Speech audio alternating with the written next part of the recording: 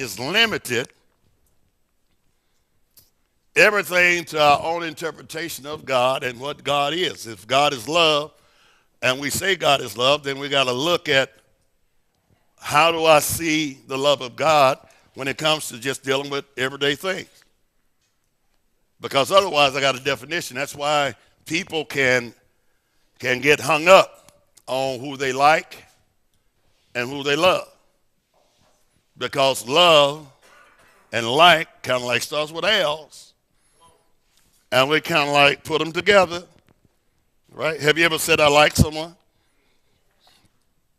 So what's the difference between you liking someone and loving someone? Where is the line? You see what I'm saying? How do you go from liking someone to loving someone?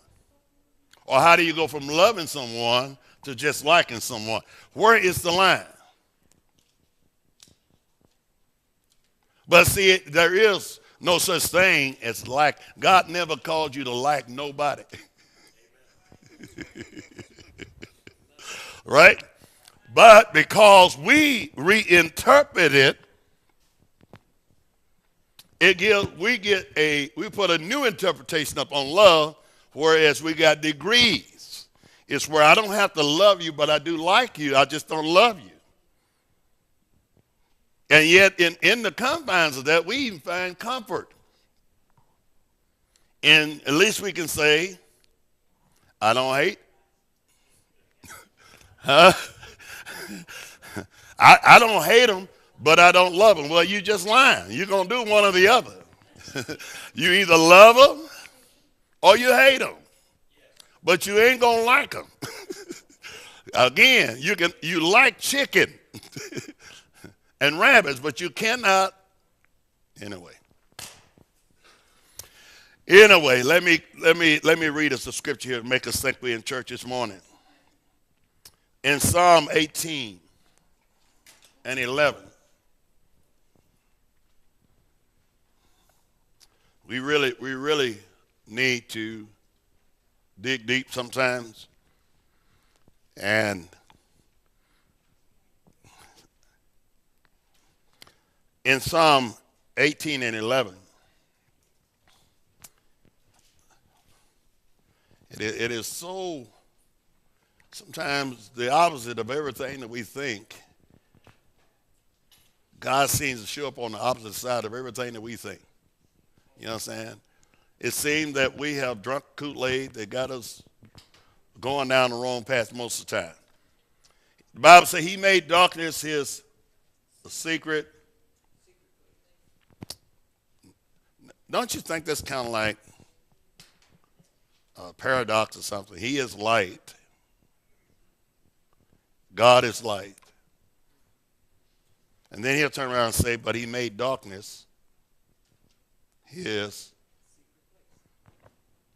And they that dwell the shadows of the Almighty. Darkness is his secret place. Now you would think that he wanted to bring you into light. But instead, he said, my secret place, there ain't no light in it. Matter of fact, if you went into this Tabernacle of Moses, you would know one thing. All these was places, positions, but this place right here, the Holy of Holies, no, it was dark.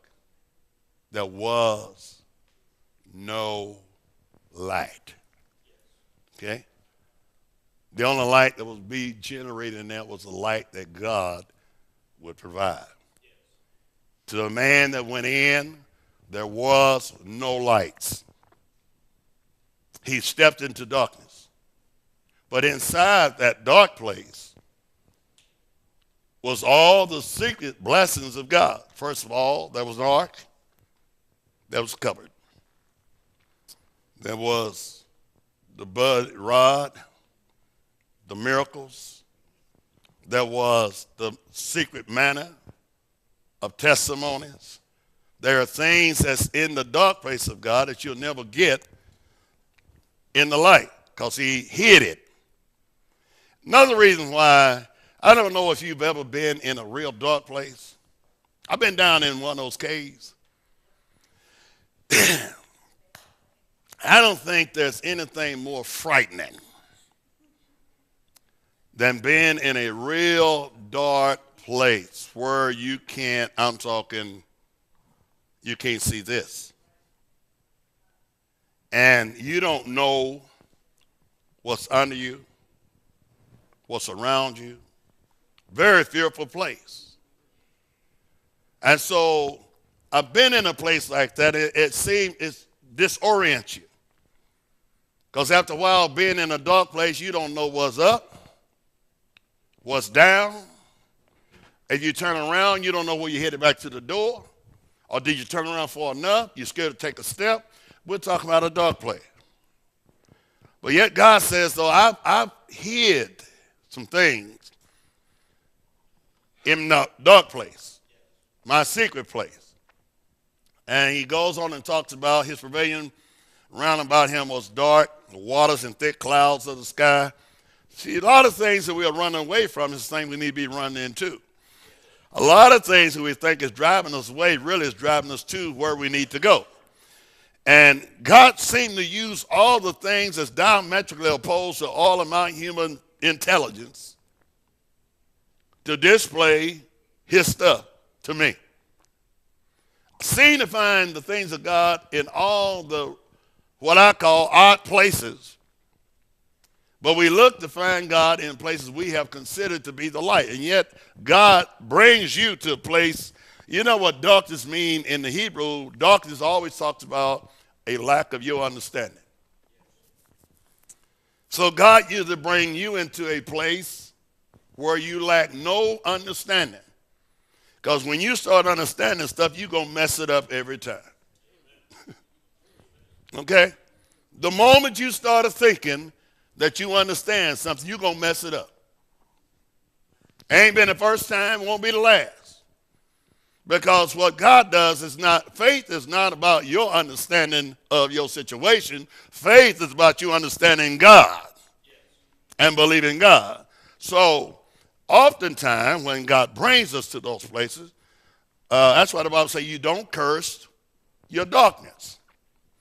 Because it's in your darkness is where all the treasures of God will be found. In a place where you don't know is where you're going to get to know what you never knew. It's not going to be where you have panned it, primed it, done it like you wanted to, got it like you want it. Because when you get it like you want it, you probably ain't got it nothing like God wanted. Okay, anyway. You see, man's way, first of all, what do? We want to become, I think I mentioned this last week. First thing we want to do, we want to get stronger. Where God is bringing you to more weakness than he is strength. Because until you recognize his strength, your strength means nothing. You must learn how to live by his strength. Because you know what happened. When you feel weak, you think weak. When you think strong, then they say, you know, you're headstrong, and God can't tell you nothing. But when God begins to bring you, chop you down, or you get chopped down at the ankles after a while, and you quit putting them braces on and casts on to hold yourself up, then you finally realize, you know what? I'm not making it because of what I've done. I'm living on his strength. Praise God. See, most time, the more power we get to possess, the more we feel like we're able to do things, the more we think in our minds, the less God we need. See, one thing God never does, he's not putting himself out of position in your life. You're going to always need what God has to give. You're never going to get so promoted and so elevated where you're not going to need what God needs to give you. All right? So it's a walk. It's a journey. Part of this journey, this journey is all about one thing. It's not about how many people I'm going to win. It's not how many Cadillacs I'm going to have. But you know what it's going to be? This journey is all about one thing, knowing him. Oh, that I might know him. At the end of the journey, it ain't going to be what I knew about him. I know a lot about him.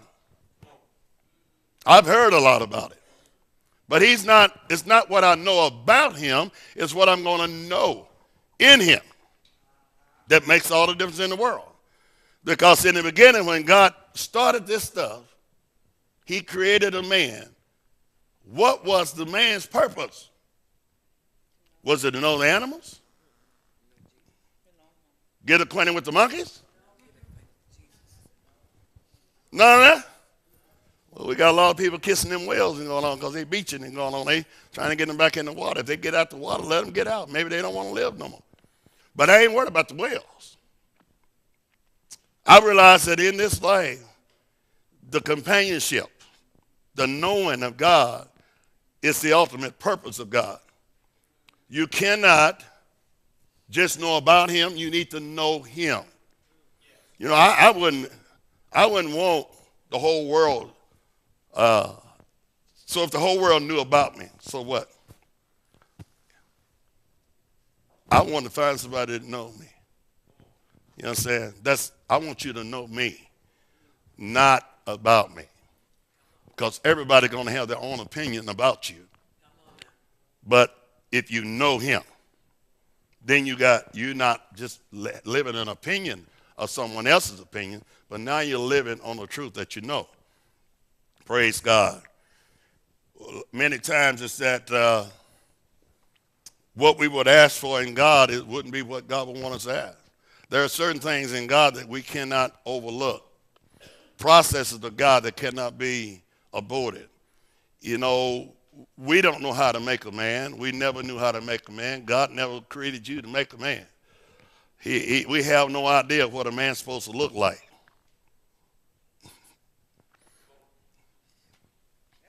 Well, I'm not talking about just this human form we're talking about. We already know that, generally, you born, you're going to have some fingers and toes. I understand that.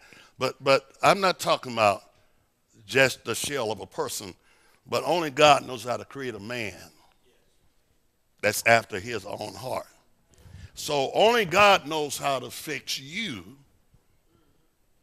where that you can know him. And most of the time, things happen around us for the fact is that God wants you to know him.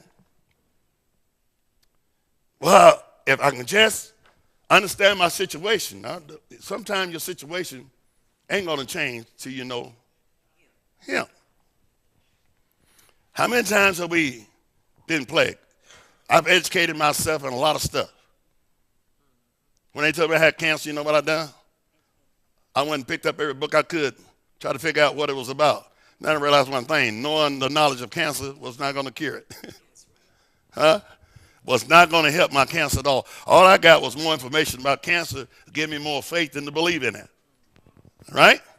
Because more I read it, see, you started reading that stuff, them symptoms, I swear, you know what happened?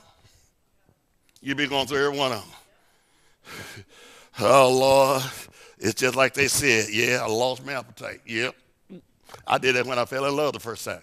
I must have cancer.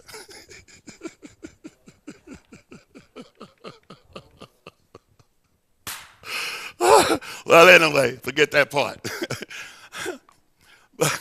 But you started, it's strange what we'll do. If a person says you're sick, the first thing you want to know everything you can. And I don't want to tell you to be just ignorant, no. But I think it seemed to me that we will always be inclined to go away from the answer.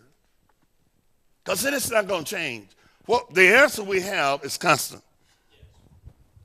God doesn't change his mind at stage 4, stage 1. He ain't going to change his mind about none of those. He still is the cure. He's the healer. He still does it. But what happened is that when everybody always feel like their situation is special. Yeah. I know he did it for y'all, but but mine is different. Man, the doctor told me I ain't got but 3 months to live. And the more you begin, you ever felt drained by this type of thinking? Have you ever had to go to bed with all this on your mind? And there ain't no sense you're getting super spiritual on me, because, see, unless you start walking this every day, it's going to be hard to get up thanking God and praising God when it happens. I don't think your first recourse, as you walk now, as you think, as you believe now. Everybody, you'll know what you believe when it comes. Whatever comes your way, you'll know what you believe. You do not have to fool yourself in faith. And you don't even have to kick yourself in the teeth because you lack some of it. Just thank God that he's growing you, that you're going to grow in faith. When you pray, he's going to help you. Now, you know what the difference is? We want faith that we can control. God wants you to walk in his faith that he controls. And there's a big difference in my faith and his. My faith can borderline on fantasy.